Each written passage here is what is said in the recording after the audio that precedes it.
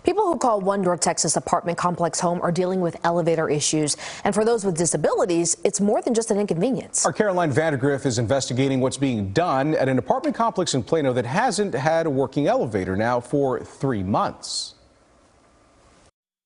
Kristen Lindsley's work-from-home setup is a bit unique. This is not where I saw myself at 34, but when you have a disability like this, you have to get creative. Lindsley's had to figure out ways to manage the pain that comes with multiple sclerosis since she was diagnosed a few years ago. So the physical toll is real, and the emotional toll from that is staggering.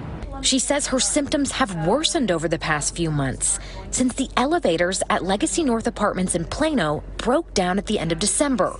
Lindsley lives on the second floor of the 5-story complex. Elevators are not an amenity. I mean, for people like me, they're essential. Normal activities like walking her dog or bringing groceries inside have become impossible. And so I'm kind of shut in. Lindsley says even residents without disabilities or mobility challenges are having a hard time without working elevators. A lot of people are really upset by this, and trying to get any sort of forward motion has been a huge struggle. The City of Plano's Property Standards Division now has an active case involving this complex. The city says it took enforcement action last week after management failed to complete repairs within a required time frame. The city says it will continue to monitor the situation and take any additional enforcement action as necessary. To be kind of looped around and around and around has been really disheartening.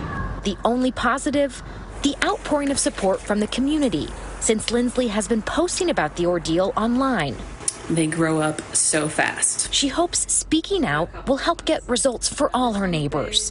In Plano, Caroline Vandergriff, CBS News, Texas. Legacy North Apartments, by the way, owned by Bell Apartments. The company says the elevator issues have been impacted by a parts shortage and severe damage from winter storm weather. Bell partners told us they are urgently working to get service restored. You might be thinking, what kind of rights do I have if this happens to me? Well, according to Texas Property Code, tenants must give landlords a reasonable amount of time for repairs. That is vague, but different cities have their own timelines for code issues with elevators. Now, housing advocates, they recommend that you make a request for reasonable accommodations if that elevator isn't working. You heard in that story, they offered to put her on the first floor, but to put everything in writing and keep a record is going to be your best friend. You can also file a complaint with the Housing and Urban Development.